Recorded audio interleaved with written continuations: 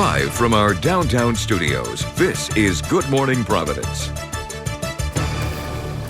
Classes canceled for some high schoolers in Warwick. A water main break forces their school to shut down for an entire week. Plus, Democratic presidential hopefuls in the final sprint to the New Hampshire primary. How Rhode Islanders are helping those candidates who are crisscrossing the state to share their message. And Hollywood heavyweights celebrate the best of the best at this year's Oscars. Who took home a golden statue and how the Academy Awards were celebrated right here in Rhode Island. What a night. Good morning, everybody. Thank you so much for waking up with us. I'm Doreen Scanlon. And I'm John Krinjak. It's Monday, February 10th. We'll have much more on the Oscars and all your news in just a moment. But first, here is Chelsea with the first look at the forecast. Chelsea, we've been saying it's mild but damp out there, huh? Right, it's kind of a give and take, I would say, across southern New England this morning. The temperatures themselves are in the low 40s, which is much, much warmer than both of our mornings over the weekend. Both Saturday and Sunday morning were a little bit chilly. That being said, it is a little bit breezy this morning out of the southwest and rainy to start the day. Look at the storm tracker radar, and we've been seeing on and off rain showers across the area. It is rain because we are mild enough that we're well above freezing. You can see up to areas to our north and our west in western Mass and north and west Connecticut that there are some snow showers. So if for whatever reason your travels are bringing you that way early this morning, just be mindful that there's some wintry weather to the north and west of us. For us across Rhode Island and southeastern Massachusetts, we are seeing temperatures that are in the 40s. We're looking at rain, and we're going to continue to see on and off rain throughout the area today. Most of us very mild this morning, and even the cool spots in Smithfield and Killingly in the upper 30s to start the day. It's about a 20-degree jump from where we were yesterday at this time. So if you were out and about early yesterday morning, you're noticing a big jump up in temperatures this morning. And while we are starting the day in the 40s, we don't warm a ton from here. Looks like we hold pretty steady in that low to mid 40s range through much of the day. It is going to be a showery day. We do eventually dry out into this evening and overnight for a brief period before more rain moves in. The breeze will be picking up too, though. I'll have a look at when we see the sunshine returning to southern New England coming up in just a few minutes. Let's get a check of the roads now. Here's Jim. Look at Chelsea. We head to the traffic map. All clear on 195 after the state line up towards the Washington Bridge and the Highway Bridge. 95 delay free moving through the S-curves in Pawtucket. 146 delay free after 295 down towards Mineral Spring Avenue. 295 north on your brakes approaching Route 6 up towards Route 44. Southbound okay right near Plainfield Pike. 95 north, no major delays after Jefferson Boulevard up towards the state offices exit. Your travel time 13 minutes between Route 4 and the state offices exit. I'm Jim Stearns with the updated traffic. Jim, thank you. Our top story this morning, the first Oscars of the new decade officially in the books. And they wasted no time in making history. That's right. The Best Picture award going to Parasite. This marks the first time ever that a foreign language film took home the top prize. ABC's Romina Puga is in Hollywood with more on who took home an Oscar. The first Oscars of the new decade is in the books, and it wasted no time making history. The Oscars once again without a host this year. And this is such an incredible demotion. They don't really have hosts anymore. Why is that? Twitter! While the clouds roll back and the stars fill the night. The big winner of the night, Parasite, becoming the first foreign language film to take home the Academy Award for Best Picture. We never imagined this to ever happen. Bong Joon-ho paying tribute to Martin Scorsese as he accepted his Oscar for directing. The most personal is the most creative. 그 말은 that quote was from our great Martin Scorsese. So. But there were no surprises in the acting categories. Brad Pitt taking home the Supporting Actor Award. Once upon a time in Hollywood, ain't that the truth? Laura Dern with her first Academy Award as Supporting Actress for her role in Marriage Story. The award for Best Actress going to Renee Zellweger for her performance as Judy Garland. Miss Garland, you are certainly among the heroes who unite and define us. And this is certainly for you. And Joaquin Phoenix with his first Oscar for his portrayal in Joker. I'm grateful, but so many of you in this room have given me a second chance. And those four actors, only the second group of nominees to sweep all 5 major award shows in the same year. In Hollywood, Romina Puga, ABC News. And with all eyes on what was happening in Hollywood, here in Providence, the Rhode Island International Film Festival held its annual viewing party hosted by Doreen and me and ABC6. Many walking the red carpet and, of course, posing for pictures at the Graduate in Providence. The night recognizing local talent and 5 short films that premiered in our festival, which ended up nominated for Academy Awards, including the film A Sister. Celebrating the history of cinema. It's exciting. It's not just in Los Angeles and across the world. We also have like a nice Rhode Island aspect of the Oscars. So much fun at the Graduate last night. Unfortunately, no winners from the Rhode Island International Film Festival, but Stephen Feinberg of the Rhode Island Film and TV office says the night is about recognizing talent, not who wins or loses. And stay with ABC6 as we continue to cover last night's Academy Awards. Coming up a little bit later, we're going to hit the red carpet. We're going to take a look at some of the most memorable outfits from Hollywood's biggest night with the founder of Style Week. That's not going to want to miss that. Well, Tollgate High School is going to be closed all this week after a water main break flooded much of the building. Good morning, Providence reporter Scott Cook joins us now live in the newsroom with more on this. Scott?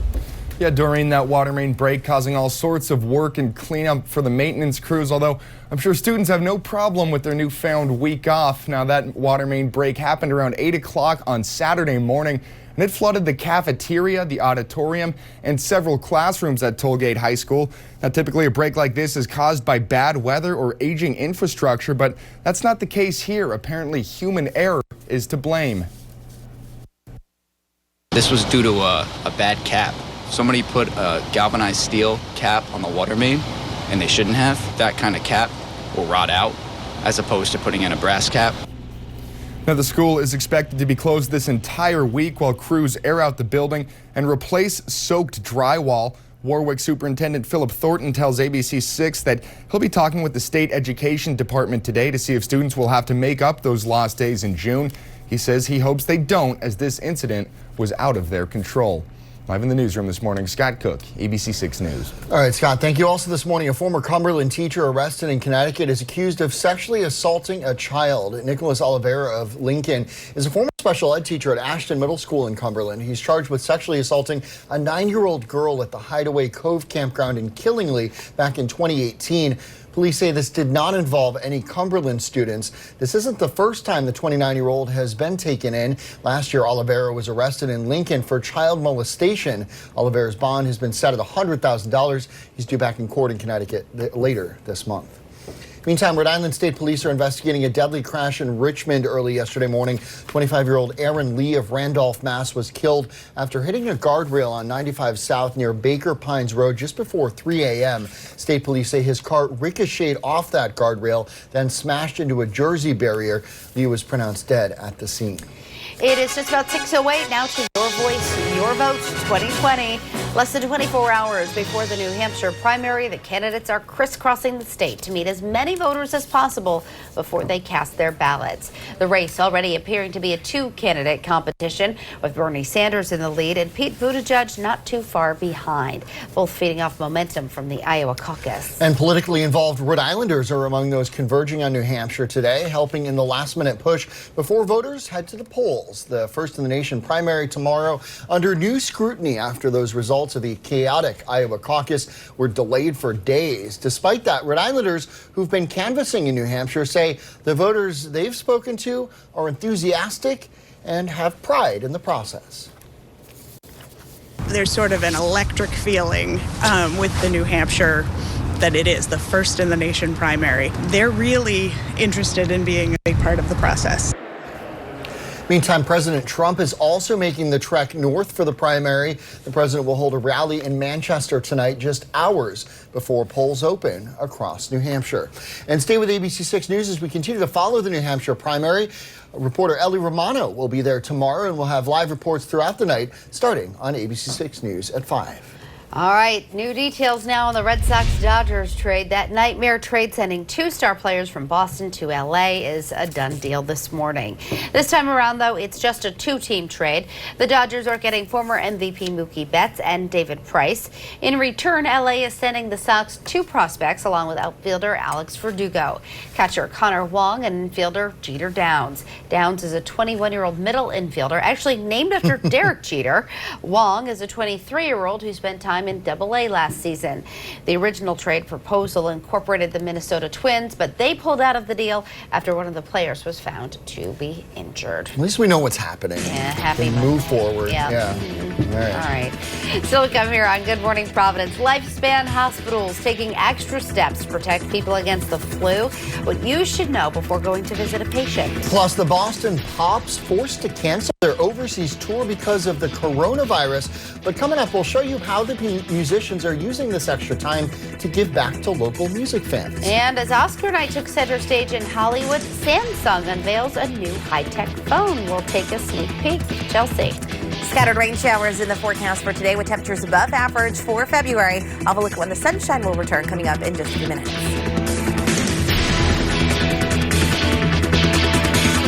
Live from our downtown studios, this is Good Morning Providence.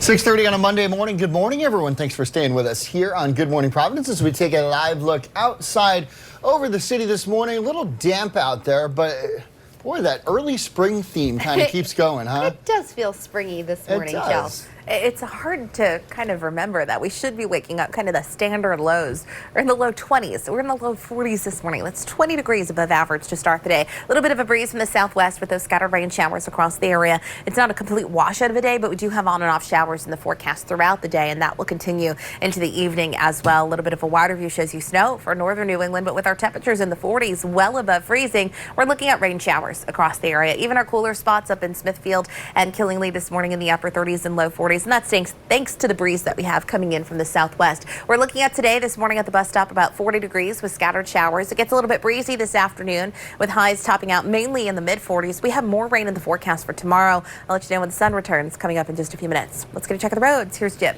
Thank you, Chelsea. We go to the traffic map this morning. All clear. 195 east and west near Broadway, the Washington Bridge and the Highway Bridge. 95 smooth right through the S-curves in Pawtucket. Delay free on 146 after 295 down towards Mineral Spring Avenue. The 610 connector inbound delay free. Your travel time on 95 north just about 14 minutes between Route 4 and the state offices exit. I'm Jim Stearns with the updated traffic. Jim, thank you. Tollgate High School will be closed this week, all week in fact, after a water main break flooded much of the building. That's right. The superintendent is now waiting to see if students will have to make up the time they're losing this week at the end of the school year. Good Morning Providence reporter Scott Cook joins us now live in the newsroom with more on this. Hey, Scott, good morning. Yeah, John, good morning. That water main break causing all sorts of work for the maintenance crews down at Tollgate, but I'm sure students don't have a problem at all with that week off. Now, the water main break happened Saturday morning around 8 a.m. It flooded the entire cafeteria, the auditorium, and several classrooms at the high school. Now, typically a break like this is caused by bad weather or aging infrastructure, but that's not the case here. Apparently, someone put a steel cap on a pipe instead of a brass cap, and that steel cap rotted right through. Now the school is waiting to see if the state education department will require students to make up those days at the end of the year. We're also told that a basketball game that was supposed to happen at the high school tonight has now been rescheduled. It will be still take place tonight, but will happen at the Vets Middle School. Live in the newsroom this morning, Scott Cook, ABC 6 News. All right, Scott, thank you. Now to Your Voice, Your Vote 2020. We are just 24 hours away now from the New Hampshire primary. And the latest polling shows that the top two candidates from Iowa are also leading in the Granite State. Yeah, hopefully things will go smoother in New Hampshire than they did in Iowa. But Bernie Sanders and Mayor Pete Buttigieg are now trying to maintain that momentum from Iowa as they fight off increasing attacks from their opponents. ABC's Trevor Ault is in New Hampshire for us. Good morning. It may not be the circular firing squad that President Obama had warned about, but the Democratic primary race is getting heated and only more fiery. And with the New Hampshire voters headed to the polls tomorrow, the pressure is only mounting on these candidates. With now less than 24 hours before New Hampshire casts its votes, Democratic presidential candidates aggressively campaigning down to the final moments. Mayor Pete Buttigieg has been surging since his strong showing in Iowa. He's pushing back against claims from former Vice President Joe Biden that he's trying to brand himself as the next Obama. Well, he's right. I'm not Barack Obama, and neither is he. Neither is anyone running for president right now. And this isn't 2008, it's 2020. With Buttigieg siphoning some of his supporters, Biden continued to unleash more pointed attacks about Buttigieg's lack of experience. What has he done? Who has he pulled together? Senator Amy Klobuchar also riding some momentum from a strong debate showing, seeing some of her largest crowds yet. Every step of the way, we have defied expectations. But right now, the New Hampshire frontrunner is still Senator Bernie Sanders, who dominated in 2016 and is confident he can pull off a repeat. Another candidate to watch out for is Senator Elizabeth Warren, hoping to break out from the middle of the pack. And while her poll numbers have been slipping, she and Senator Klobuchar and former Vice President Joe Biden all say no matter what happens here in New Hampshire, their campaigns are built for the long haul. Trevor Ault, ABC News, Manchester, New Hampshire. And stay with ABC6 News as we continue to follow the New Hampshire primary. Ellie Romano will be there tomorrow, and we'll have live reports throughout the night starting on ABC6 News at 5. It's 6:35 as we turn now to news from across the nation this morning. 3 people are dead after a shooting over the weekend at a club in Ohio. Police in Youngstown called early Sunday to the Brothers of Power Classic Cars Club for a report of gunfire. All 3 victims, men in their 30s. According to police, they have at least 1 suspect in custody. More arrests expected to be made. A public memorial service will be held for John Altobelli, his wife and daughter today at Angel Stadium in Anaheim. The 3 were killed alongside Kobe Bryant in a helicopter crash late last month. Altobelli was the longtime baseball coach at Orange Coast College, and before that he coached for a team on the Cape. A memorial for Kobe and his daughter will be held at the Staples Center later this month. Well, several bald eagles are back in the wild after being rehabilitated in Wisconsin by a nonprofit there. 3 young eagles were released yesterday. They were supposed to be set free back in January, but that was postponed due to the weather. A 4th adult eagle was not released, though, because of fears that other wild eagles would be territorial. Look how beautiful they are. Gorgeous. Well, move over moon. NASA has a new mission that's taking it straight to the sun. The space agency says a new spacecraft is journeying to the star at the center of our solar system for a historic mission.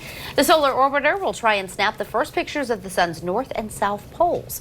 The orbiter is slated to launch from Cape Canaveral next month. Wow, very cool. Well, this is pretty cool, too. A handwritten note by renowned civil rights leader Martin Luther King Jr. up for sale. According to the memorabilia company Moments in Time, the rare note is all about King's ideas on the meaning of love, and it's going for a whopping $42,000. It's believed to have been written sometime in the mid-1960s. It is 6:37, still to come here on a Monday morning. From hits to total misses, we break down the most memorable outfits from the red carpet last night at the Oscars. You're not going to want to miss our live interview right after this, but first, here is Chelsea. It's time now for the ABC6 picture of the day, and here's a really cool one that was sent into our ABC6 Facebook page by Ken. Take a look at the moon from the telescope there. We love seeing your photos. Keep sending them in. We'll share them right here on Good Morning Providence. Live from our downtown studios, this is Good Morning Providence. 5:30 on a Monday morning. Good morning, everyone. Thanks for staying with us here on Good Morning Providence as we take a live look outside over the city. Nice shot there. And we're starting out once again a little warmer than normal in accordance with Mr. Puxatani, Phil. Or you can follow meteorologists. And in accordance with Chelsea Priest's Right. forecast, which he gave to us on Friday. Right. We did talk about mild weather before the groundhog gave his forecast last weekend. What we're looking at outside this morning is partly to mostly cloudy conditions at the moment. Temperatures are in the low 30s, a little bit of a light breeze out of the west, making us feel more like the mid-20s. There's a wide range of temperatures outside this morning. Southeastern Mass down to the low to mid-20s, low 30s in Providence and Newport, upper 20s in Smithfield, and then upper 30s, mid to upper 30s for Block Island and Westerly this morning. Even if you're starting the day very chilly, highs this afternoon are going to make it into the mid to upper 40s. A really mild day ahead of us and an overall nice day ahead of us. Expect partly to mostly sunny conditions as the day goes on. We end up with quiet conditions, no precipitation in the forecast for today. That being said, while today is a quiet day at the bus stop, we do have a much more active pattern showing up this week. Quite a few low pressure systems that I'm tracking. I'll have details on what to expect as the week goes on coming up in just a few minutes. Let's get a check the roads. Here's Jim. Thank you, Chelsea. We go to the traffic map this morning. All clear, 195 east and west just after the state line up towards the 95 split. 95 delay free right through the S-curves in Pawtucket. No problems on 146 after 295 down towards Mineral Spring Avenue. The 610 connector inbound delay free. 295 is clear between Route 44, Route 6, and Route 37. Your travel time on 95 north, 13 minutes between Route 4 and the state offices. Exit. I'm Jim Stearns with the updated traffic. Jim, thank you. Now to our top story this morning. The suspect in a deadly shooting in Westerly last month is now under arrest. Yeah, Louis Sanius was taken into custody in Connecticut over the weekend after eluding police for a week. Good morning, Providence reporter Scott Cook joins us now live in the newsroom this morning with the latest on this. Scott, good morning. John, good morning. Sanius is expected to appear in New London Superior Court today, but if he waives extradition, he could be transferred back to Rhode Island on a warrant for first-degree murder. Now, Westerly police say that Sanius shot and killed his cousin Vincent Sebastian in Westerly last Saturday. That shooting happened on Marriott Avenue, and police have been trying to find Sanius ever since. Now, Chief of Police Sean Lacey said he was found hiding in the attic of an apartment complex in Groton after they got a tip from someone who had recognized him. They could hear noise in the attic in the fourth apartment down as officers were up in the bedroom of that apartment. He came crashing through the ceiling, fell through the ceiling of the apartment.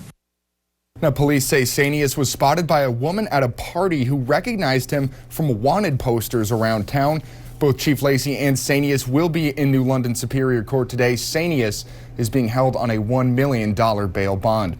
Live in the newsroom, Scott Cook, ABC 6 News. All right, Scott, thank you. It is 5:33 as we take a look at some of the other stories making headlines on this Monday morning. A pedestrian crash in Middletown kills an 80-year-old woman and injures another man.